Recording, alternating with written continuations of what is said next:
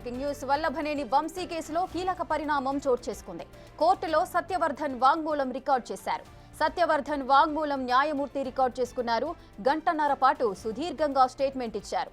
సత్యవర్ధన్ ఇచ్చిన స్టేట్మెంట్ పై సర్వత్రా ఉత్కంఠ నెలకొంది.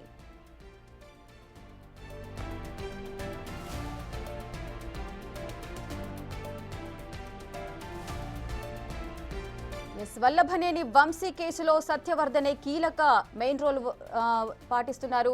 సో సత్యవర్ధన్ ఎటువంటి వాంగ్మూలం ఇచ్చారు, ఆ వాంగ్మూలంలో ఏం రికార్డ్ చేశారు, ఎటువంటి అంశాలను వెలిబుచ్చారు అనేది అయితే ఆసక్తికరంగా నెలకొంది. సో కోర్టులో సత్యవర్ధన్ వాంగ్మూలం అయితే సుమారు గంటన్నర పాటు కూడా ఆయన వాంగ్మూలం సుదీర్ఘంగా స్టేట్మెంట్ ఇచ్చారు. సత్యవర్ధన్ ఇచ్చిన ఈ స్టేట్మెంట్ పైనే ప్రస్తుతం సర్వత్రా ఉత్కంఠ నెలకొంది.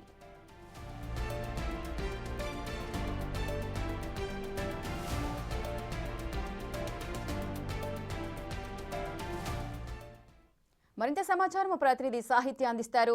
సాహిత్య, వల్లభనేని వంశీ కేసులో కోర్టులో ఈ రోజు సత్యవర్ధన్ వాంగ్మూలం అయితే రికార్డ్ చేశారు. ఆయన ఎటువంటి విషయాలను వెల్లడించారు, ఏం జరుగుతోంది? సత్యవర్ధన్ కిడ్నాప్ కేసులో అయితే కనుక A1గా ఉన్న వల్లభనేని వంశీ పై అనేక ఆరోపణలు వినపడుతూ ఉన్నాయి. ఇటు ఇంకొక నలుగురిని కూడా సబ్ జైలుకి తరలించిన పరిస్థితి అయితే ఉంది. మిగిలిన 5 కోసం అయితే వెతుకులాట కొనసాగిస్తూ ఉన్నారు. ఇవాళ మనం ఎక్స్పెక్ట్ చేసిన విధంగానే సత్యవర్ధన్ అయితే కనుక కోర్టులో హాజరుపరిచారు. తన స్టేట్మెంట్ని అయితే కనుక 1:10 నిమిషాలు అయితే రికార్డ్ చేసినట్టుగా మనకు అర్థమవుతా ఉంది. ఈ 1:10 నిమిషాలలో కూడా వల్లభనేని వంశీ కానీ ఇటు అనుచరులు కానీ అతని కిడ్నాప్ విషయంలో ఏం జరిగింది ఏంటి అనేకమైన ప్రశ్నలు ఇటు పోలీస్ డిపార్ట్మెంట్ కానీ ఇటు ఎవరైతే న్యాయమూర్తి ఉన్నారో ఆయన కూడా ప్రశ్నోత్తరాల క్వశ్చన్ పేపర్ని అయితే కనుక రెడీ చేసిన పరిస్థితి అయితే ఉంది. ఆ ప్రశ్నలన్నీ కూడా సత్యవర్ధన్ని 1:10 నిమిషాలు అడిగారు. ఆ 1:10 నిమిషాలలో సత్యవర్ధన్ అనేకమైన విషయాలను అయితే కనుక ఖచ్చితంగా చెప్పినట్టుగా అర్థమవుతా ఉంది. ఇదంతా అంటే ఏదైతే స్టేట్మెంట్ రికార్డ్ చేశారో ఆ స్టేట్మెంట్ రికార్డు కూడా 1:10 నిమిషాలు ఎగ్జాక్ట్గా వచ్చింది. ఆ 1:10 నిమిషాలలో కూడా సత్యవర్ధన్ ఎలాంటివి నిజాలు బయట పెట్టారు అంటే ఇన్ని రోజులు కూడా పోలీస్ కస్టడీలో ఉన్న సత్యవర్ధన్ తను దేనికి భయపడుతున్నారు ఏంటి అనే విషయాలు కూడా పోలీసులు అడిగిన పరిస్థితి అయితే ఉంది. ఇటు పోలీసులు కూడా వల్లభనేని వంశీని అయితే కనుక పోలీస్ కస్టడీకి కావాలని చెప్పేసి కోర్టులో పిటిషన్ వేశారు.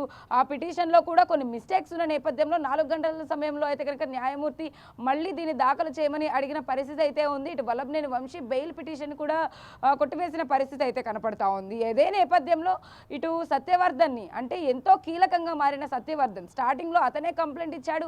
తర్వాత అతనే కంప్లైంట్ వెనక్కి తీసుకోవడానికి ప్రయత్నించాడు. కంప్లైంట్ వెనక్కి తీసుకోవడానికి ప్రయత్నించిన నేపథ్యంలో అంటే ఇటు వల్లభనేని వంశీ అనుచరులు అందరూ కూడా ప్రలోభ పెట్టి అతన్ని కిడ్నాప్ చేసి చంపేస్తామని అనేక మార్లు కూడా తనని బెదిరించిన నేపథ్యంలో అయితే కనుక తను వచ్చి ఒక అఫిడవిట్ వేయడం జరిగింది. దీని అంతటికి వెనకాలన్న కారణం సూత్రధారి పాత్రధారి ఖచ్చితంగా వల్లభనేని వంశీ కాబట్టి వల్లభనేని వంశీ ఇప్పుడైతే సబ్ జైల్లో ఉన్నారు.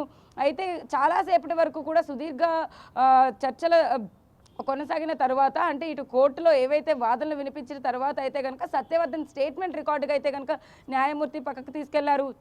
అప్పుడు అనేకమైన ప్రశ్నలు అడిగారు. ఏం జరుగుండొచ్చు, అక్కడ కిడ్నాప్ ఎలా చేశారు, నీతో పాటు ఎప్పుడైనా A1గా ఉన్న ముద్దాయి వల్లభనేని వంశీ మాట్లాడారా, ఇటు రాము కానీ లేకపోతే A2 A3గా ఉన్న కొమ్మ కొట్లు వీళ్ళు ఎవరైనా కానీ అందులో మీతో మాట్లాడడం జరిగిందా, ఎవరైనా బెదిరించారా అనే అనేకమైన ప్రశ్నలు అయితే కనుక ఈ 1:10 నిమిషాలు అడిగినట్టుగా సమాచారం అయితే అందుతూ ఉంది.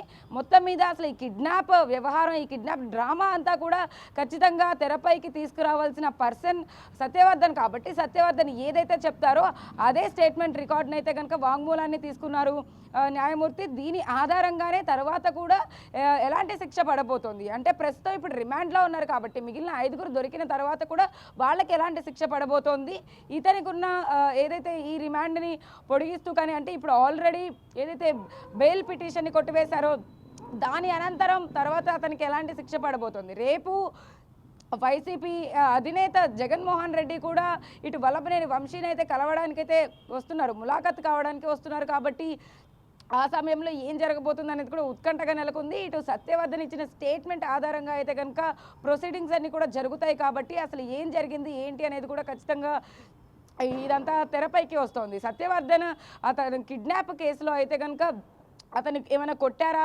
డబ్బులు ఎంత ఆఫర్ చేశారు ఏంటి అనేవి కూడా చాలా ప్రశ్నలు అందులో ఉన్నట్టుగా మనకు అర్థమవుతోంది. ఆ ప్రశ్నలు ఒక్కొక్కటికి కూడా తన విశ్లేషణ ఎక్స్ప్లెనేషన్ ఇచ్చి తను ఎలా ఫీల్ అయ్యాడు ఏంటి ఎంత భయాందోళనకు గురైతే వచ్చి అఫిడవిట్ వేసుంటాడు అనే అంశాలను కూడా అందులో తెలిపినట్టుగా మనకు అర్థమవుతా ఉంది. ఇటు సత్యవర్ధన్ కుటుంబ సభ్యులు కూడా ఎంత భయాందోళనకు గురి చెందుతున్నారు. ఎందుకంటే అటు తనని కానీ తన కుటుంబ సభ్యులను కానీ చంపేస్తామన్న బెదిరించిన నేపథ్యంలోనే అటు కిరణ్ కూడా అంటే సత్యవర్ధన్ వాళ్ళ అన్నయ్య కిరణ్ కిడ్నాప్ అయిన కేసు దాని మీద వల్లభనేని వంశీ మీద అయితే కేసు పెట్టడం జరిగింది.